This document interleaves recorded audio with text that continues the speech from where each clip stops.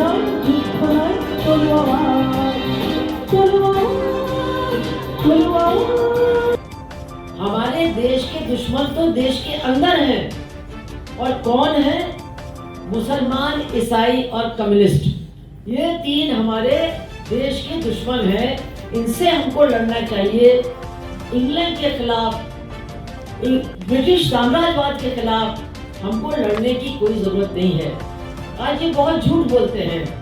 कभी ये बोलेंगे कि नेताजी तो हमारे हैं, हम नेताजी को आज याद कर रहे हैं। कभी ये बोलेंगे कि मतलब डॉक्टर अंबेडकर तो हमारे हैं, हम उनका बहुत समर्थन करते हैं। कभी कुछ बोलेंगे, कभी कुछ बोलेंगे। लेकिन ये बात बिल्कुल सच है कि इनका एक भी नेता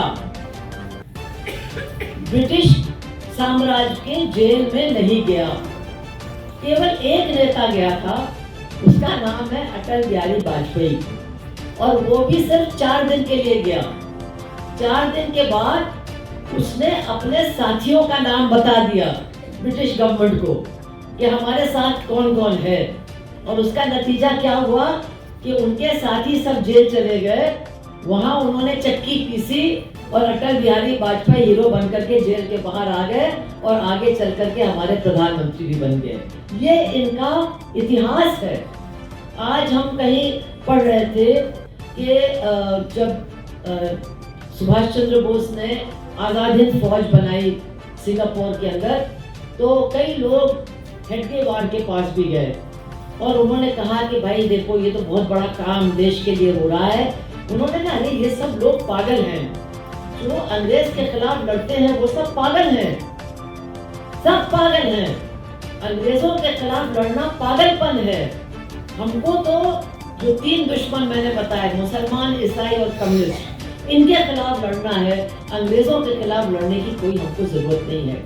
इसलिए बहनों और भाइयों, आज के दिन जब हम साम्राज्यवाद की बात करते हैं तो हमें सबसे पहले तो इस बात को समझना चाहिए कि हमारे देश के स्वतंत्रता संग्राम के साथ कितना बड़ा धोखा हो रहा है।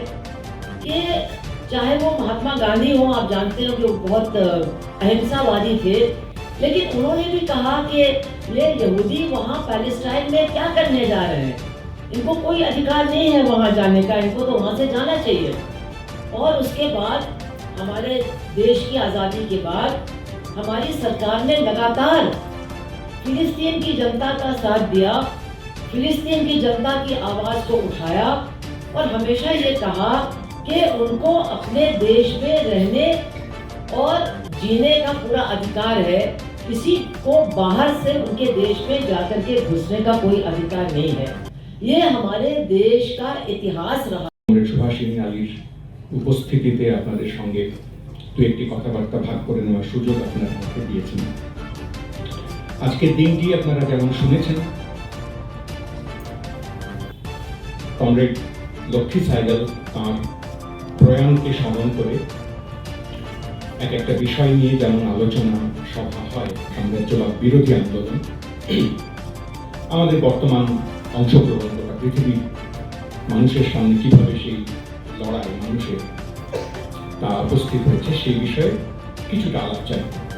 আমি আপনাদের কাছে খুব বেশি কোনো বামপন্থী চিন্তা ভাবনার দ্বারা উদ্বুদ্ধ, প্রগতিশীল চিন্তায় উদ্বুদ্ধ সংগঠন তা সবসময় করেন, ছাত্ররা করেন, যুব আন্দোলন কর্মী যারা তারা করেন, মহিলা আন্দোলন ছাড়াও যারা শ্রমজীবী আন্দোলনের সঙ্গে যুক্ত, শ্রমিক আন্দোলনের সঙ্গে যুক্ত, তারাও তাদের কাজকর্মের চিন্তার জগতে আরো খানিকটা অগ্রসর হওয়ার ক্ষেত্রে গোটা পৃথিবীর শ্রমজীবী মানুষের সঙ্গে সহমর্মিতা তৈরি করার সূত্রে গোটা পৃথিবীর পীড়িত মানুষের, অত্যাচারিত মানুষের পাশে দাঁড়ানোর, তাদের সঙ্গে ঐক্যের গাঁথা হওয়ার আকাঙ্ক্ষা নিশ্চিতভাবে সাম্রাজ্যবাদ বিরোধিতার একটা পর্ব তাদের লড়াইতে রাখেন। বামপন্থী আন্দোলন তার সম্পূর্ণ বুনট এই যে কখনো হবেই না, ঘটবেই না, তারপর আস্তে আস্তে তার ক্ষমতার জন্য, তার ক্ষমতার বলে, তার বুদ্ধিমত্তায়, তার নানা ধরনের কৃতিত্বে তিনি একজন বিরাট এক সাম্রাজ্যের অধিপতি হয়ে দাঁড়াবেন। পাশের সমস্ত রাজ্যকে দখল করতে করতে গেলেন, ঘোড়া ছুটি দিলেন টক বকিয়ে। এরকম রাজাকে আমরা বেশ সম্মান শ্রদ্ধা করতে শিখেছি। কিছুই ছিল না, তারপরে এত বড় একটা সাম্রাজ্য করলো। তো আমরা সাম্রাজ্য বিস্তার বলতাম এবং এটা ভালো ব্যাপার বলে মনে করার একটা চল ছিল, রেওয়াজ ছিল। আমরা তখন এটা খেয়াল করতাম না ছোটবেলায় যে সাম্রাজ্য বিস্তার এটা রাজার দিক থেকে যদি দেখা যায় তাহলে এটা অত্যন্ত চমৎকার গর্বের ব্যাপার হতে পারে। রাজার পক্ষের লোক ভাবতে পারেন আমাদের রাজা এত এত সাম্রাজ্য আমাদের দখলে নিয়ে এসেছিলেন। কখনো ইতিহাস পাঠকের তো ছোটবেলায় এরকম মনে হয় না যে রাজা যাদের যাদের সাম্রাজ্য, যাদের বাড়িঘর দখল করলেন, করে একটা বিরাট বড় মানচিত্র বানালেন, ছোট্ট একখানা মানচিত্র